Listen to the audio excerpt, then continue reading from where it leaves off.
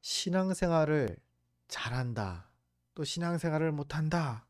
뭐 이 기준은요, 좀 뭐 다양할 수도 있고, 뭐 주관적으로 막 해석할 수도 있을 것 같아요. 그런데 이렇게 한번 정리를 해보려고 합니다.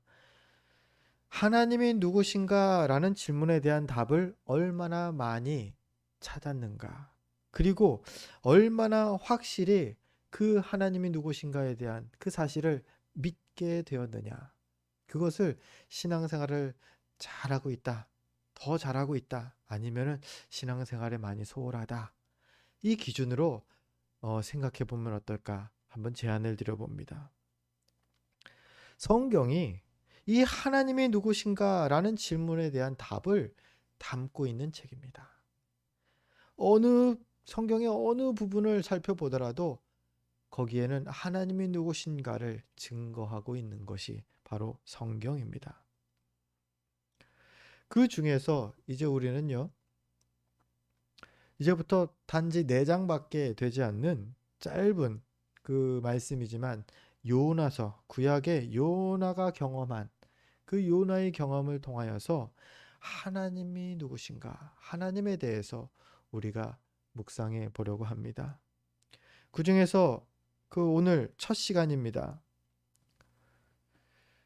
요나.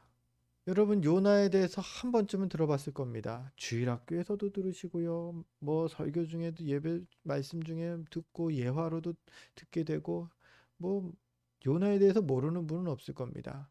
우리 그 요나의 그 삶에 대해서, 요나의 삶 가운데 하나님이 어떻게 역사하셨나, 요나가 목격한 하나님은 어떤 분이셨나, 그것을 우리가 하나하나 살펴보는 겁니다. 요나는요, 우리가 잘 알다시피 선지자였습니다. 선지자 요나. 요나의 직분은 선지자였습니다. 선지자가 어떤 그 역할을 하는 그 구약의 그 직분입니까? 하나님의 말씀을 받아서 그 말씀을 사람들에게 전하는 그 역할. 그게 선지자였습니다.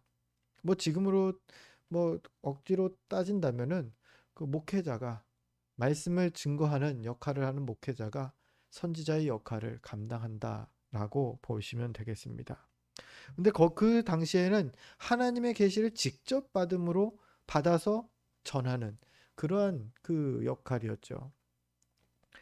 그, 그 요나가 선지자였습니다. 하나님께 선지자로 부름을 받은 인물이죠. 기름을 부어 세워지는 그 귀한 역할, 왕과 제사장과 함께 선지자가 하나님께서 기름을 부어 세우는 특별한 직분이었습니다. 그만큼 아무나 세우는 것이 아니고요. 선지자는 하나님과 교류가 특별한 그 인물이었죠. 다른 말로 믿음이 그만큼 신실한 사람이었다라는 겁니다. 누가요? 요나가. 요나는요, 그 이스라엘이 남과 북으로 분단되어서 남쪽의 유다 왕국, 북쪽의 이스라엘 왕국, 북이스라엘, 이렇게 분단되었던 시대에 북이스라엘에서 선지자로 사역했던 인물입니다. 특별히 북이스라엘 그 역사 가운데서도 어, 북이스라엘의 최전성기를 이끌었던 왕이 여로보암 2세라는 왕입니다. 그 여로보암 2세라는 왕 시대에 그 사역한 선지자였습니다. 근데 우리가 그 알아야 될 내용은 북이스라엘은 역사가 200여 년 정도밖에 안 되는 짧은 그 왕조입니다. 근데 200여 년 동안 20여 명의 20대까지 왕이 이렇게 쭉 이렇게 이어지는데 1대부터 20대까지 하나같이 모두 다 하나님을 온전히 경외하지 않는 왕이었다. 이렇게 보시면은 맞습니다. 이것을 우리가 생각하면서 보시면 됩니다. 여로보암 시대에 선지자로 활약했다고 하지만 많은 핍박이 있었겠죠. 왕부터 정부에서 이 그 신앙을, 여호와 신앙을 그 배척하고 있었기 때문입니다. 그렇지만 어쨌든 요나는요, 그 북이스라엘 자기 민족을 향하여서 복음을 전하는 데에 담대했습니다. 하나님의 말씀을 전하는 데에 열심이었습니다. 열왕기하는 그 열왕기서는 그 이스라엘의 역사를 기록하고 있죠. 왕조를 기록하죠. 열왕기하서에 그 이 요나 선지자가 등장합니다. 열왕기하 14장 25절인데요. 이렇게 기록되어 있습니다. 이스라엘의 하나님 여호와께서 그의 종 가드 헤벨 아mit대의 아들 선지자 요나를 통하여 하신 말씀과 같이 여로보암이 이스라엘 영토를 회복하되 하맛 어귀에서부터 아라바 바다까지 하였으니. 여로보암 시대에 이 요나 선지자가 나타나서 말합니다. 왕이시여, 이제 이스라엘이 하나님께서 당신을 통하여서 이 땅을 더욱더 강대하게 할 것입니다. 말하는 사람이나 듣는 사람이나 참 기분 좋은 예언입니다. 그죠? 하나님의 말씀을 전하는데 이런 말씀만 전하라고 하면 참 좋을 것 같아요. 요즘 성도들 어떻습니까? 하나님이 당신을 사랑하시고요. 복된 말씀입니다. 은혜 많이 받으세요. 말씀이 그런 말씀만 되면은 참 좋을 텐데 성경은 꼭 그런 말씀만 있지는 않더라고요. 하지마. 너 이것을 잘못하는 것이야. 꾸짖는 말씀들이 있습니다. 당신 죄인입니다 라는 말씀만 하면요, 어느 목사님 말씀 들으면요, 교회 분위기가 쫙 가라앉고 썰렁해진답니다. 항상 아멘 하던 분이 아멘을 그친다고 합니다. 정말 기적이 일어납니다. 지금 이 요나가 여로보암 시대에 북이스라엘을 향하여서 전하는 말은요. 우리는 복 받을 겁니다. 우리는 정말로 선민입니다. 하나님께서 우리를 정말로 사랑하십니다. 이런 말씀드렸다라는 거예요. 그런데 요나서에 오늘부터 살펴보게 될 요나서에 나오는 이 요나의 경우는요. 좀 다릅니다. 요나가 증거하는 하나님의 말씀은 다릅니다. 우리가 보통 생각하는 그런 선지자의 모습과 또 다릅니다. 하나님 말씀에 순종해서 다 대언하고 다 순종해야 되는데 그렇지 않습니다. 마치 까칠한 어린아이 같은 그런 모습을 요나에게서 발견하게 됩니다. 왜 제가 이렇게까지 표현을 하는지 우리 계속 살펴보겠습니다. 하나님의 말씀이 이 요나에게 어느 날 임하게 됩니다. 2절이죠. 하나님께서 이렇게 요나에게 말씀하십니다. 너는 일어나 저 큰 성읍 니느웨로 가서 그것을 향하여 외치라. 그 악독이 내 앞에 상달되었음이니라. 니느웨가요, 하나님 앞에 너무나 패악한 소돔과 고모라 같이 악이 가득한 만연한 그 도시로 보였다라는 겁니다. 니느웨가 어떤 나라인지 간략히 소개를 드리면요, 아수르라는 나라의 수도입니다. 그 역사서에는 아시리아라고 기록되어 있습니다.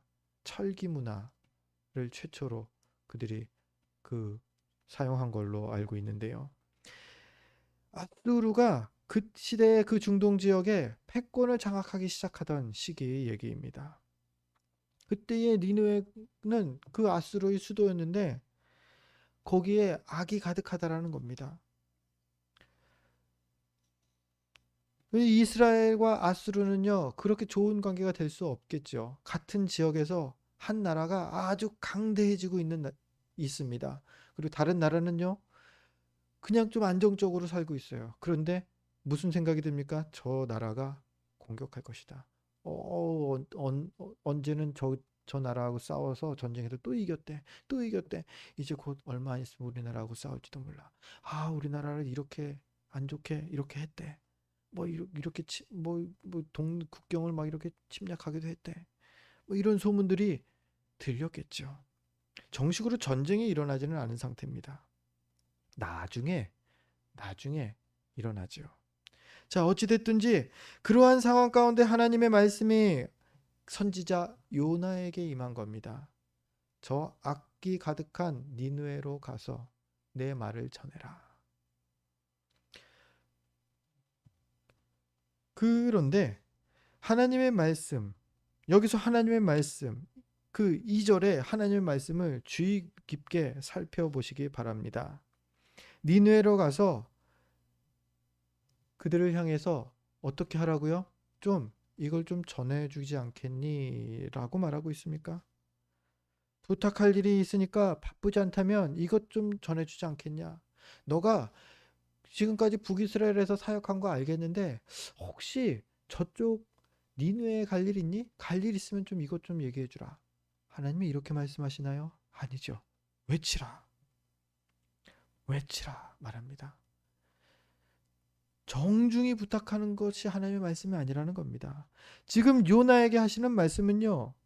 부탁이 아닙니다. 달면 삼키고 쓰면 뱉어도 되는 그런 선택사항이 아니라는 말입니다. 이건 그분의 종으로서 또 하나님의 백성으로서 당연히 복종해야 할, 순종해야 하는 명령을 하나님께서 하고 계신 겁니다. 외쳐라. 여러분 기억하시기 바랍니다. 성경 어디에서도요, 하나님은 그 자녀들에게, 우리에게 구걸하시듯이 부탁조로 말씀하신 적이 없으십니다. 뜻밖에도.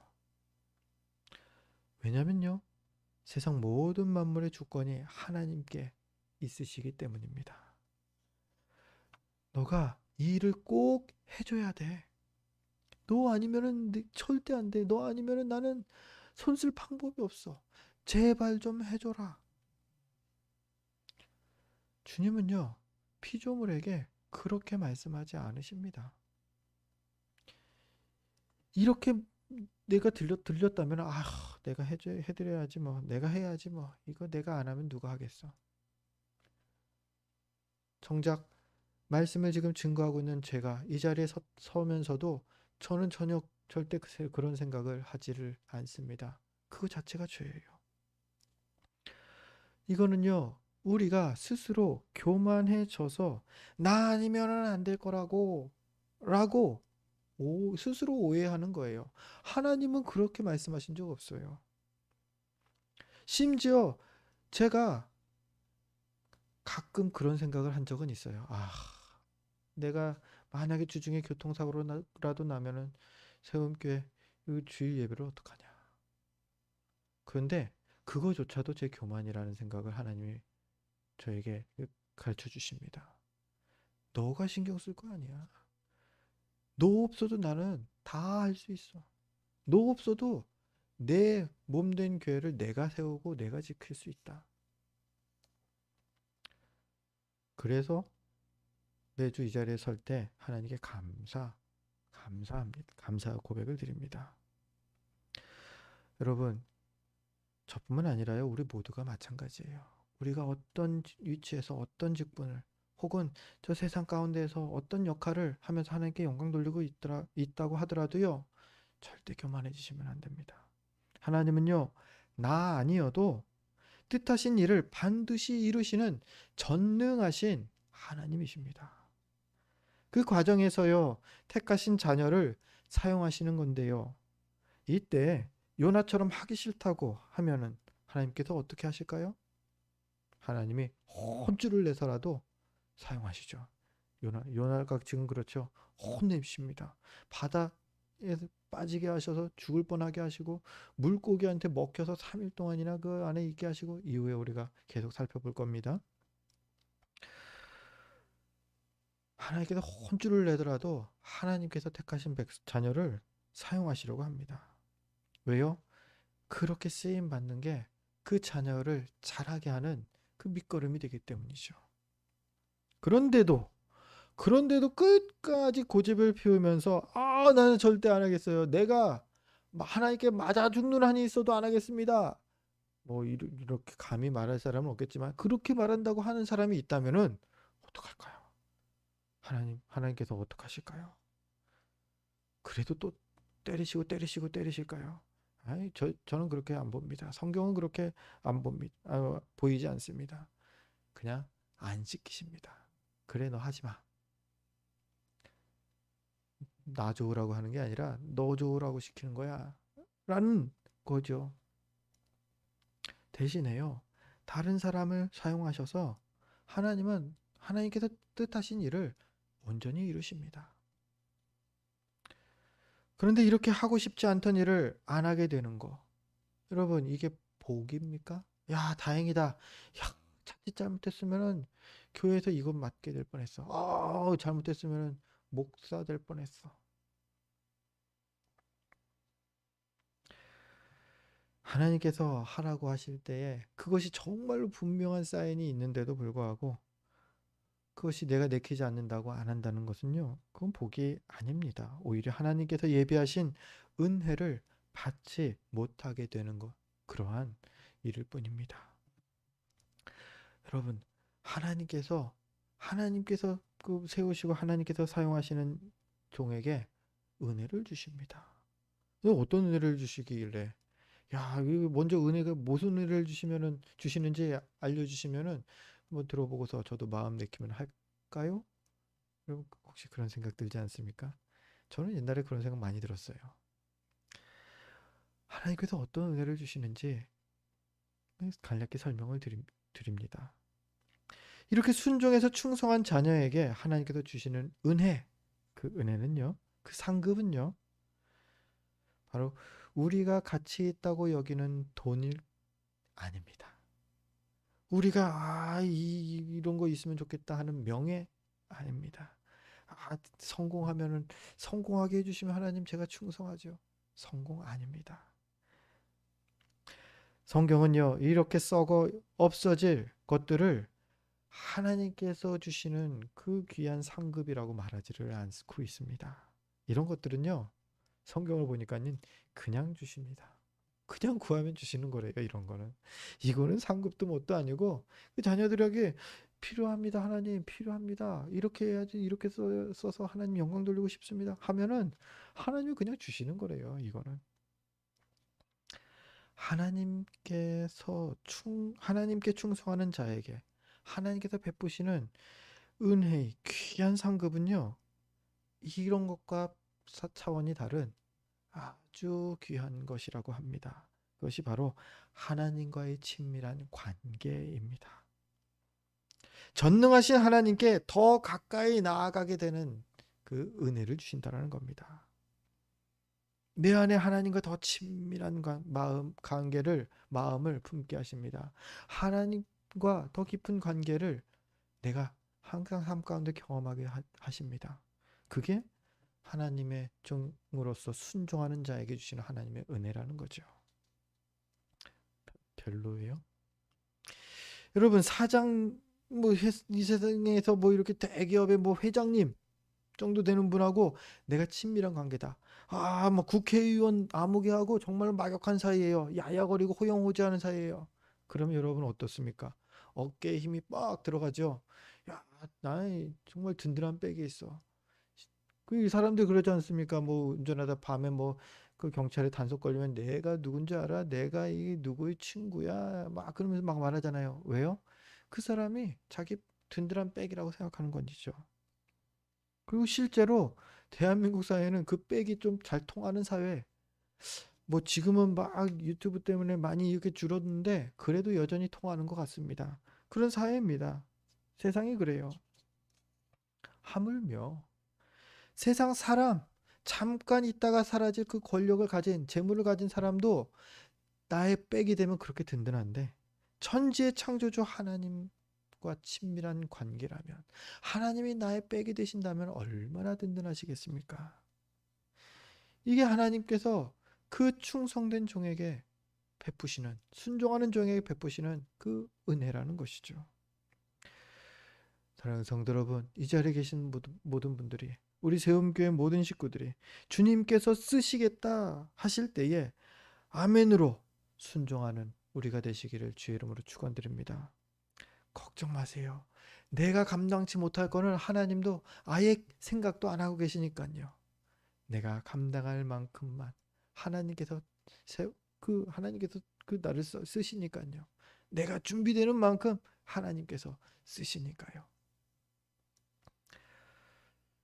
그래서 우리가 세상의 좋은 것들을 사모하기보다는 하나님과 더 가까운 사이, 그 관계가 되기를 더 사모하는 그런 지혜로운 성도들이 되시기를 또한 바랍니다. 우리 옆에 분을 한번 또 축복하면 또 축복해 줬으면 좋겠습니다. 어떻게 축복하면서 인사할 거냐면요. 주님과 더 친해지실 거예요. 우리 이렇게 축복하면서 인사하겠습니다. 우리 옆에 분하고 좀 인사 나눌까요? 주님과 더 친해지실 거예요. 주님과 더 친해지실 겁니다. 아멘. 다시 본문으로 돌아가겠습니다. 오늘 주인공 요나는요, 니느웨로 가서 복음을 전하라는 하나님의 명령을 듣습니다. 하지만 그 방향과 정반대인 타시스라는 곳을 향하는 배를 타고서 도망을 갑니다. 누가요? 선지자 요나가요. 그는 북이스라엘을 향해서는 그렇게 열심으로 자기 민족을 향하여서 핍박이 있는데도 열심으로 복음을 전했는데, 아니 왜 뭐 니느웨로 가서 복음 전하는데 왜 이럴까요? 요나가 니느웨를 참 싫어했던 게 분명합니다. 성경학자들은 그 이유를 몇 가지를 찾는데, 그 중에서 신뢰가 될 만한 이유는 이러한 것들입니다. 니느웨가 이방 민족이기 때문에, 아시리아가 유대인이 아닌 이방 민족이죠. 선민 사상이 투철한 그 요나가 투철했기 때문에 북이스라엘 향하여서는 담대하게 자기 핍박도 감수하면서 복음을 전하는데, 니느웨를 향해서는 복음을 전할 그 의욕이 안 생기는 거예요. 그렇게 해석하는 이들이 있습니다. 또한 이들은 이 니느웨가 이스라엘을 많이 괴롭히고 위협하는 나라였기 때문이다라고 해석합니다. 그래서 뭐 국민 감정이죠. 뭐 지금은 뭐 많이 사그라들었겠지만은 한일 합방, 일제 강점기 그 역사적인 아픔 때문에 한국과 일본이 그런 좀 국민 감정이 좀 있죠. 그러한 감정 때문일 것이다 라고 해석하는 이들도 있습니다. 다 근거가 그 좀 신빙성이 있는 내용입니다. 그리고 성경적으로, 그러면 우리가 좀 성경적으로만 봤을 때에 어떻게 이해할 수 있느냐? 악독한 소문들이 무성한 도시였다. 그 1절에서 말하지 않습니까? 하나님께서 2절에서 말씀하십니다. 그 악독이 내 앞에 상달되었습니다. 니느웨는 소문난 도시예요. 아주 악한 도시라고. 아주 핍박이 강한 도시라고. 뭐 자기들과 뭐 마음이 맞지 않으면 막 사람을 막 때리기도 하고 막 죽이기도 하고 그랬을지도 모르겠습니다. 거기로 하나님 저를 보내신다고요? 제가 살 수 있겠습니까? 하나님 그런 데로 저를 보내신다고요? 그런 마음 또한 있었을 것입니다. 의인을 구원하시는 하나님이신데, 지금 하나님의 말씀을 보니까는 그 요나는 이것을 감지한 겁니다. 하나님이 저 악독한 성 니느웨, 이스라엘과 철천지 원수된 니느웨, 저 니느웨를 구원하실 계획이시구나. 하나님의 이 2절 하나님의 그 명령을 들으면서 요나는 여기까지 그 생각을 합니다. 그게 지금은 정확히 안 나오지만 요나서 4장에 가보면은 그 내용이 명확히 나옵니다. 요나가 니느웨를 어떻게 생각하는지 4장 1절과 2절에 이렇게 기록되어 있습니다. 우리 가까우니까 한번 찾아서 함께 읽어볼까요? 요나서 4장 1절과 2절입니다. 우리 함께 읽겠습니다. 요나가 매우 싫어하고 성내며 여호와께 기도하여 이르되, 여호와여, 내가 고국에 있을 때에 이러하겠다고 말씀하지 아니하였나이까? 그러므로 내가 빨리 다시스로 도망하였사오니 주께서는 은혜로우시며 자비로우시며 노하기를 더디하시며 인애가 크시사 뜻을 돌이켜 재앙을 내리지 아니하시는 하나님이신 줄을 내가 알았음이니이다. 아멘. 무슨 얘기냐면요, 처음부터 요나는 알았던 거예요. 아유 하나님, 니느웨 지금 구원하려고 하시는 거죠. 저 악인들의 저 판치는 세상을 지금 하나님 백성 삼으려는 거죠. 회개시키려는 거죠. 소돔과 고모라처럼 멸망시켜야죠. 그래야 이스라엘이 더 번성하지요. 쟤네를 길을 살려주면 우리가 많이 나중에 위협을 받게 될 건데, 4장 1절과 2절에 요나가 그 마음을 담는 겁니다. 그래서 어떻게 말합니까? 하나님을 향해서 비아냥거리기까지 합니다. 하나님이 니느웨를 구원하실 계획을 세우신 걸 처음부터 느낀 다음부터 막 싫어했는데 진짜 그렇게 되고 나니까 하나님은 은혜로우시고 자비로우시고 노하기를 더디하시고 인애가 크셔서 뜻을 돌이켜서 저 악인들이 나라를 멸망하실까라고 나한테 전하라고 했지만 멸망 안 하게 하실 줄 알았습니다. 하나님은 그런 분이잖아요. 이게 요나서 4장 1절과 2절에도 요나가 하나님 앞에서 하는 말입니다. 이거 비꼬는 말이고 대드는 말이죠. 원래 요나는요, 이렇게 불평하거나 불순종하는 그런 성품이 아닙니다. 북이스라엘이라는 척박한 곳에서 핍박을 받더라도 하나님의 말씀을 온전히 전하는 정말로 참된 선지자였습니다. 그런 온전한 신앙의 성품의 요나인데도 하필 목적지가 니느웨여서 그가 지금 이렇게 마음이 꼬여버립니다. 니느웨만 아니었어도 요나는 괜찮았을 거라는 생각을 합니다. 다시 쓰러 가려고 하잖아요. 여러분, 딱 니느웨만 아니면은 요나는 괜찮다고 생각했을 텐데 하필 니느웨입니다. 근데 이런 일이 요나한테만 일어나나요? 아니죠. 우리한테 자주 일어납니다. 주님이 말씀하십니다. 원수까지도 사랑해라. 원수를 사랑하라고 예수님께서 우리에게 가르치십니다. 그래요. 뭐 예배 때 말씀을 듣습니다. 아멘 합니다. 야, 참 좋은 말씀입니다. 그런데 참 그 이 은혜 받고서 묵상하면서 원수를 사랑해야지 하면서 쫙 이 나의 주변의 사람들을 쫙 열거하면서 묵상하는데 한 명이 딱 걸립니다. 아, 이 사람만 좀 어렵다. 하나님 이 사람만 빼고 사랑하면 안 될까요? 이 사람은 이 난이도가 너무 높으니까 나중에 사랑하고요. 다른 사람들 먼저 하겠습니다. 근데 신기하게도 그렇게 기도를 하면요. 하나님께서 마음을 주시는 게, 그 말씀을 이 원수를 사랑하는 말을 너에게 한 거는 그 사람 때문이야. 너가 그 사람을 사랑하라고. 너가 그 사람을 용서하라고 내가 그 말을 준 거야. 꼭 그렇게 말씀하시는 거예요. 그런 경험 없으십니까? 저는 좀 있어요. 상당히 불편해요. 하나님, 저는 그만큼 성장하지도 못했는데, 이런 거 어렵습니다.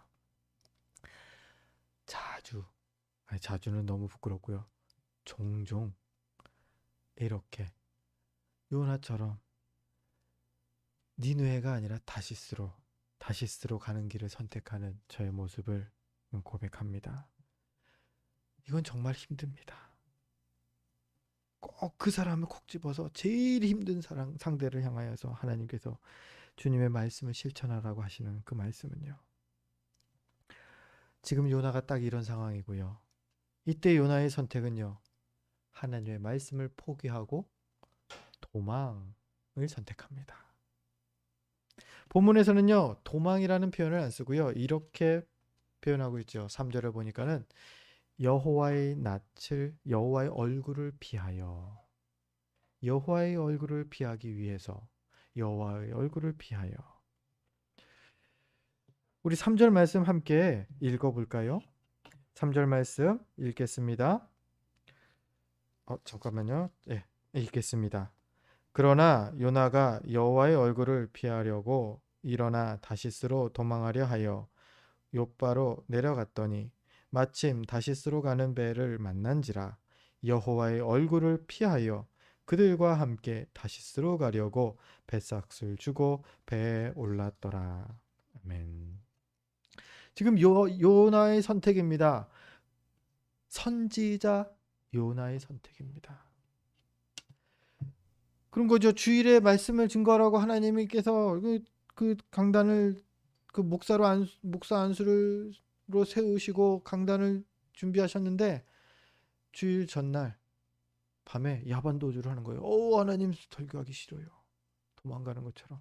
지금 요나가 딱 그런 선택을 그런 걸 하는 겁니다. 주님의 얼굴을 피한다. 여호와의 얼굴을 피하려고 하는 것.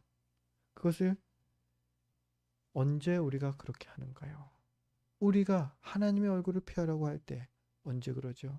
지금 요나가 하나님의 얼굴을 피하려고 하는 그 장면, 그 상황이 어떤 것 때문에 그렇게 됐습니까? 하나님께 불순종을 선택했을 때 하나님의 얼굴을 피하게 되었다라는 겁니다. 우리가 그렇습니다. 내키지 않는 일을 하나님께서 시키십니다. 너의 시간을 나에게 다오. 너의 물질을 나에게 다오. 너 이 말씀을 좀 지키기 위해서 너 성격을 좀 바꿨으면 좋겠다. 너 성격을 지금 이대로는 안 된다. 성격을 바꿔라. 하나님께서 나의 희생을 요구할 때에 하나님께 좀 불순종의 선택을 하는 경우가 종종 있습니다. 거부하면은 그 하나님의 명령에 대해서 불순종하게 됩니다. 그러고 나면요. 또 다음 단계가 그렇습니다. 하나님 얼굴 보기가 좀 민망해집니다. 하나님이 뭐라고 말씀하시는지 뭐 안 들리시고 뭐 잘 깨달아지지 않으면은 이런 뭐 민망하고 불편할 일은 없어요. 그런데 하나님께 더 좀 가까이 가고 나면은 하나님께서 말씀하시거든요. 그리고 하나님께서 막 그 거룩한 부담감을 주십니다. 요즘 거룩한 부담감이 드는 게 그겁니다. 코로나가 뭐 여전히 400명대, 300명대 왔다 갔다 하는데 하나님께서 부담감을 주시는 게 복음을 전해라. 나가서 복음 전해라. 그 마음을 저에게 주십니다. 지난주부터 나가서 잠깐씩 전하고 있습니다. 그 마음을 주시는 거예요. 누군가 한 명은 예배가 여전히 드려지고 있고 교회로 하나님께서 일하시는 그 교회가 여전히 계속 교회들이 일하고 있다라는 것을 세상에 보여줘야 되지 않겠냐. 그 마음을 계속 주시는 거예요. 되게 불편하더라고요, 처음에. 원래 작년 말에 그 마음이 막 있어서 막 전도용품도 또 준비하고 막 그랬는데 코로나가 아주 심하게 터지면서 확 사그라들었거든요. 다시 또 주셔요. 근데 부담은 되지만 나갔습니다. 근데 나갔더니 너무 기쁜 거예요, 마음이. 그리고 너무 감사한 거예요.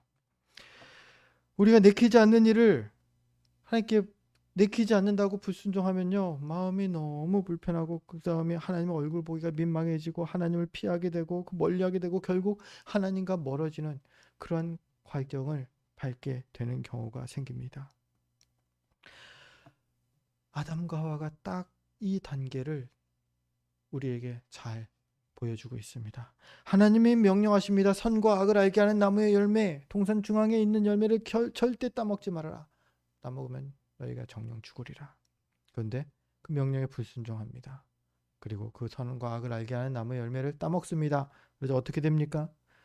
눈이 밝아지고 그 다음에 하나님께서 그 동산에 거니시는 것을 알아채자, 인식하자 그들이 제일 처음 한 행동은 여호와의 낯을 피하여. 성경은 그렇게 설명합니다.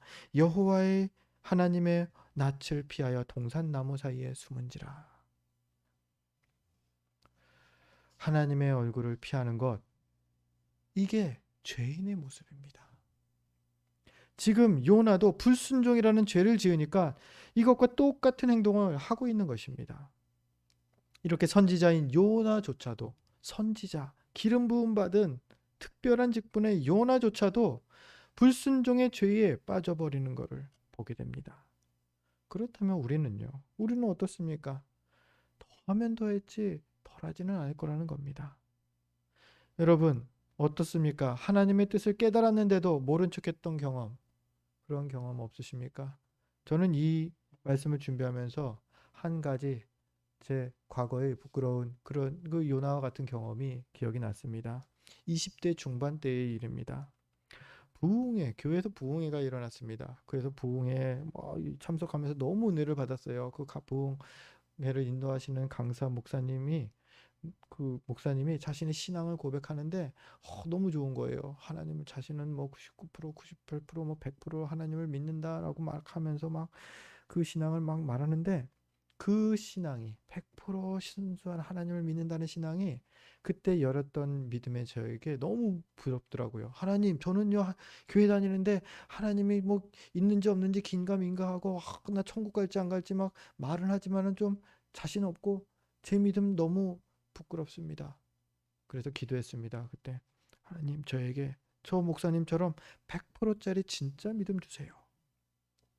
기도하니까요 하나님이 진짜 응답하시더라고요. 100% 믿음으로 응답하셨느냐? 아니요. 하나님이 이렇게 응답해 주셨어요. 그래? 그럼 너도 저 목사님처럼 목사해라. 그러면 내가 믿음 줄게. 이렇게 말씀하시는 거예요. 그래서 제가 어떻게 했을까요? 네, 지금 충분합니다. 저는요 그냥 하나님 멋진 장로만 되게 해주세요. 이 믿음으로 충분합니다. 감사합니다 하면서 감사 기도 드리고, 예, 믿음 기도는 이제 끊어버렸어요.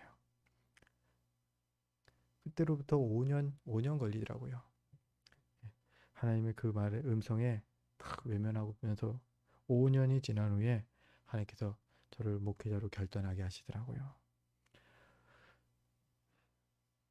제 생각에 제 생각과는 너무 다른 하나님의 뜻. 목회자는요, 저는 끔찍한 일이라고 생각했거든요. 네, 그러한 것에 하나님의 뜻이 있었더라고요. 요나처럼 하나님의 얼굴을 피했던 그때의 기억이 저에게 납니다. 그래서 저는요, 다시스로 도망가던 지금 요나의 심정, 그 심정이 참 많이 공감이 되고 이해가 됩니다. 그렇더라도요, 분명 이 요나의 심정은요, 옳은 선택이 아니었습니다. 그래서 결과적으로 그는 힘든 고난들을 겪고 나서 니느웨로 결국은 가게 되죠. 저처럼 말이죠. 오늘 말씀을 정리합니다. 여러분, 기억하시기 바랍니다. 하나님의 말씀은요, 해도 그만, 안 해도 그만인 선택의 말씀이 아니라는 겁니다. 나를 향하여서 하시는 하나님의 말씀은요, 자기 백성에게만큼은 그것은 강력한 명령인 것입니다. 우리는 살아계신 하나님을 믿는 하나님의 자녀들입니다. 그런데도 주님의 말씀에 순종하며 사는 거, 그게 참 어렵다는 게 참 안타까운 현실이죠. 누가 물어보면요, 그리스도인이라고 말할 수는 있는데요, 말씀에 순종하며 살고 있습니까? 라고 당당히 말하기는 참 부끄러운 그러한 우리들입니다. 심지어 선지자인 요나조차도 순종의 삶을 온전히 살지 못해서 여호와의 얼굴을 피해서 도망가기까지 합니다. 이렇게 불순종이 죄라는 걸 알면서도 하나님 말씀에 불순종하게 되는 이유, 그 이유가 무엇일까요? 바로 내 생각이 하나님 생각보다 더 앞서게 되는 순간 우리는 불순종을 선택하게 되는 겁니다. 지금 요나가 딱 그런 거거든요. 요나의 생각은 무엇입니까? 니느웨는 원수야. 저 악한 니느웨는 멸망해야 해. 자기 생각이 확고합니다. 그런데 하나님이 뭐라고 해요? 가서 경고하고 그들을 구원해라. 말씀을 전해서 구원하라고. 니느웨는 용서의 대상이다. 하나님께서 그렇게 말씀하십니다. 이게 수용이 안 되니까 어떻게 합니까? 하나님, 제 생각을 꺾을 수가 없습니다. 하나님의 말씀을 버리고 도망가겠습니다. 도망을 선택합니다. 여러분, 불순종은요, 거창한 데서부터 시작되는 것이 아닙니다. 내 생각이 하나님의 뜻보다, 하나님의 계획보다 우선될 때에 불순종은 우리 안에서 쉽게 자라납니다. 그러니 우리가 하나님보다 앞서지 않기를 구하시기 바랍니다. 주님보다 내가 똑똑한 척도 하지 마시고요. 주님보다 내가 유능한 척도 하지 마시기 바랍니다. 오직 주님 앞에 겸손으로 허리를 동이고 날마다 우리 주님께 더 가까이 나아가기를 사모하는 그러한 믿음의 자녀들이 되기를 주의 이름으로 축원드립니다. 그러할 때에 우리 가운데에 하나님께서 역사하실 것입니다. 하나님께 더 가까이 나아갈 수 있도록 하나님과 친밀한 관계를 우리에게 허락하실 것입니다. 그러한 은혜를 충만히 경험하는 우리 세움교회의 모든 식구들 되기를 주의 이름으로 축원드립니다. 기도하겠습니다. 거룩하신 아버지